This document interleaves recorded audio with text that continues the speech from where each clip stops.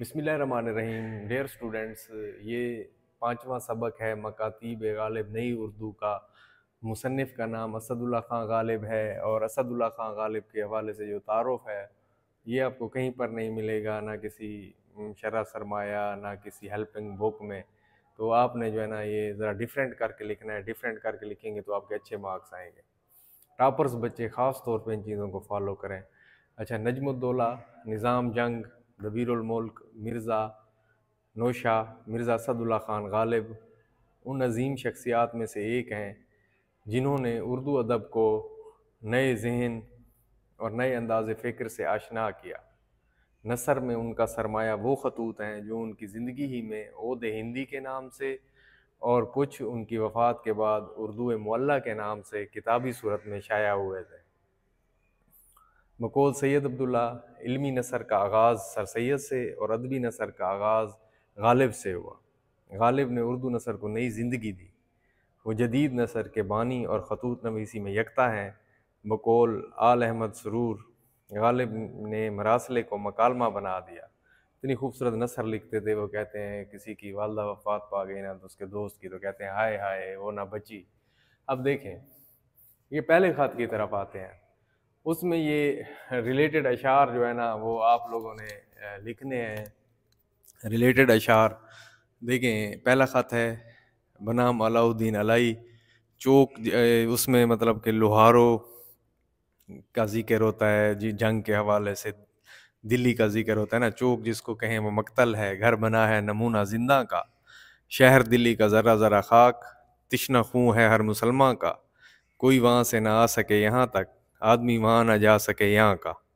ٹھیک ہے۔ اچھا، پھر وہ اللہ تعالیٰ کا جب ذکر ہوتا ہے تو جب کہ تجھ میں نہیں کوئی موجود، پھر یہ ہنگامہ اے خدا کیا ہے، شکن زلف عنبریں کیوں ہے، نگاہ چشم سرما سا کیا ہے، سبزہ و گل کہاں سے آئے ہیں، ابر کیا چیز ہے، ہوا کیا ہے۔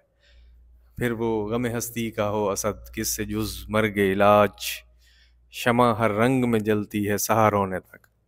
اچھا دیکھیں، گھر ہمارا جو نہ روتے بھی تو ویراں ہوتا، بہر اگر بہر نہ ہوتا تو بیاباں ہوتا، اگر گل اپنی صرف در میں قدا ہوئی، پہنچی وہیں پہ خاک جہاں کا خمیر تھا۔ مرزا جماں بخت جہاں دار کا یہ شعر ہے۔ اچھا اب دیکھیں، جب وہ غالب اپنی شادی کا ذکر کرتے ہیں تو اتنی صعوبتیں مصیبتیں اور اتنے بیچارے پریشان ہوتے ہیں کہ قید کڑی اور بے معیاری، جو ضمیر جعفری کا لکھا ہوا ہے، ختم ہوا سب دھوم دھڑکا، آدم زادہ ہکا بکا، سلب ہوئی ساری آزادی کر لی شادی۔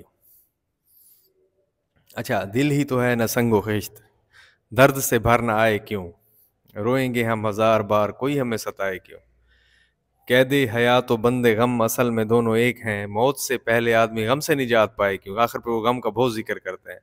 غالب خستہ کے بغیر کون سے کام بند ہیں، روئیے زار زار کیا کیجیے ہائے ہائے کیوں، ہر خرابی کا تدارک ہو سکتا ہے لیکن بڑھاپے کا کوئی تدارک نہیں ہو سکتا۔ فورڈ جیمز نے یہ کہا تھا۔ دنیا مومن کے لیے قید خانہ ہے۔ وہ کہتے ہیں نا کہ میں خوشی خوشی یہاں سے جو ہے نا رخصت ہو جاؤں گا عالم ارواح کے لیے، غالب کہتے ہیں۔ تو الحدیث ہے، یہ جامع ترمذی کی حدیث ہے۔